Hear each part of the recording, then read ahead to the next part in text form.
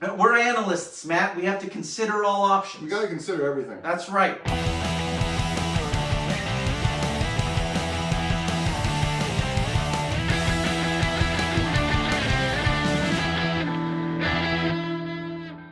Jonathan Taylor Thomas should be able to put up those monster numbers we've become accustomed to in his MVP caliber season against a woeful Houston defense, the once mighty Houston Texans. And can Derek Carr continue to put the Raiders on his right shoulder against the Washington football team, whose defense has returned to form a bit in recent weeks despite losing two of the league's best young pass rushers in Chase and Sweat? Now, the Houston D, was that all J.J. Watt? I think it must have was been. Was that what happened? But it couldn't be just he's one gone. defensive end who was mostly injured. And he was, but there was, he transcended.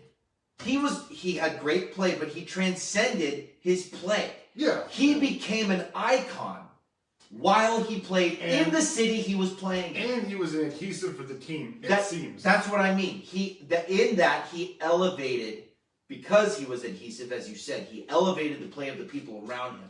Yeah. Yeah, I think that's what it is. It's unfortunate. It is unfortunate.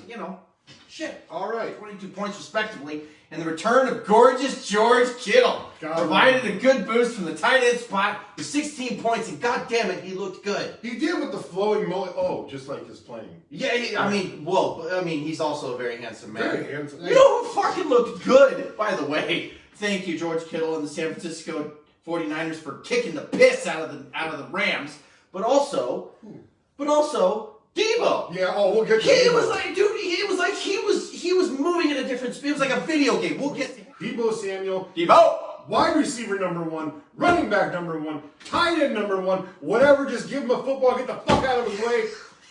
He is running at a different speed. He's unbelievable. He's playing out of his fucking head. He's Madden 2025 right now. It's fun to watch. Oh man, it's incredible. Him and Kittle, they're just that they give the Niners team. They give them entertainment value and an edge when their quarterback is Garoppolo, who arguably has no edge or entertainment value.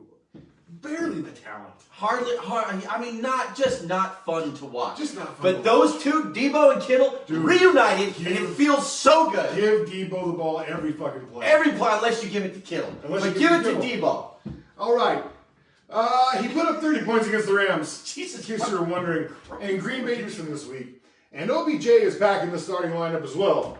And has anyone noticed that the Rams just can't win ever since he joined the team?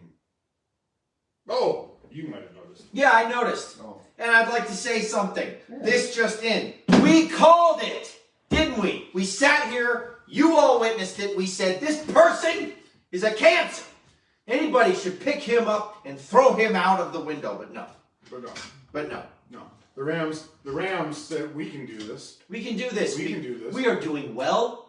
Let's add something else to this equation. Let's get all these problematic players, put them on a team, and they'll be fine. Aging. We've got a great culture. We're going to be fine. It's gonna do great. Yeah. It's all gonna be just great. Look, we'll get Von Miller. We'll do a bunch of fucking press and get the fucking votes so they can get the money. And then you stop. You know what? Just get rid of all our draft picks too. That's a great idea. Who needs them? Fuck them. No. Every time the Rams pick first, they fuck it up anyway. That's right. So who do you want? Jared Goff. Okay. You know what? We fucked it up. Let's not pick first for the next 10 years. That's right. Sit in the corner and think about what you've done. Give me those draft picks. They're going to people who use them. That's all right. It's all right. We don't need them. You know, this is why we're not GMs. You know, we're too emotional. That's right. Too emotional about it. That's right. Too emotional about it. This is why we'll never be a GM. Ladies and gentlemen, but the biggest key to victory here is for Mahomes to get right against the Raiders Sunday morning. That's a lot of ketchup. Matt? You know what? He needs to get right, man, because Mahomes is not looking like Mahomes lately. I will say this. I've been listening to a lot of talk radio, and you know what they're saying? What are they saying? If you look at the scouting report, the year he was drafted, you know what they said? That he had no experience. High ceiling, unpredictable. No repeatable throwing action. Everything he's not Tom Brady. He's not Tom Brady. He's not Mac Jones. Everything that he does is off the cuff. It's off script. No repeatable throwing. That is the best sentence to describe Patrick Mahomes I've ever heard in my life. So if you think about it, he doesn't. I'm not a professional, but I'll say that what the rumor. We are sitting. We are 14 weeks in. Computers. That's right. You are a professional. That's where our ties are tied. Yeah. I had to borrow yours today, but they're still tied. But what I'm saying is if you look at it, when you start getting into those trouble spots in the season, you start to rely on your fundamentals. And if you don't have that to rely on, things can get a little wobbly. Fortunately, though, the Chiefs have a fantastic defense, whereas they didn't in the beginning of the season. So they're really winning games for them right now. Yeah. Anyway, oddly enough, the Chiefs have a good defense currently. Oddly enough, currently. But the biggest key to victory here is for Mahomes to get right against the Raiders Sunday morning. All right. Only 2 touchdowns for the Patriots today came from Hunter Henry. Had an amazing. I think he had his best game of the season. Had a great game today. Yeah.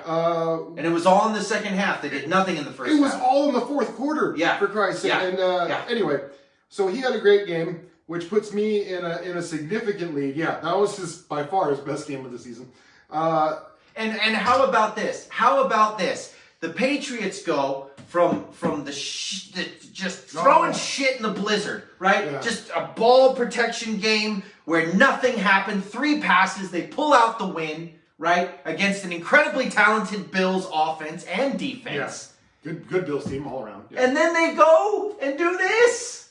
But the Colts are fucking good. The Colts are good, but for fuck's sake, it's so interesting to see how week to week things can change. Absolutely. People were talking about them going to the Super Bowl. They were talking about another Brady Belichick Super Bowl. They still have the potential to do it. They're not anywhere near out. They're still good in the AFC because the AFC is wide fucking open. I think at worst they're like a 5 seed right now. But oh my God, if you watched them tonight, you would think they were put on by a local junior college. Dude, the Colts. Okay, and that's the thing. I think it was more a statement game for the Colts than it was for the Patriots. Just because the Colts have been trying to legitimize themselves as a team. DeForest Buckner came over, the linebacker 53 Leonard over there has been a stud for like 3-4 years. Rock Ya-Sin is stepping up in his 4th year or 5th year. All these guys are coming together on that defense. They've been fighting for a while to try and get recognized. Jonathan Taylor Thomas is fucking just crushing it. I mean, they're a team. They are a team. Man. I think it was their statement game and not so much an indictment of the Patriots and how poorly they're doing. With a rookie quarterback in Mac Jones, who's just been nothing less than stellar this year for them. So well said. So many good points. And this is the quality analytics that you tune in for every week. This is why.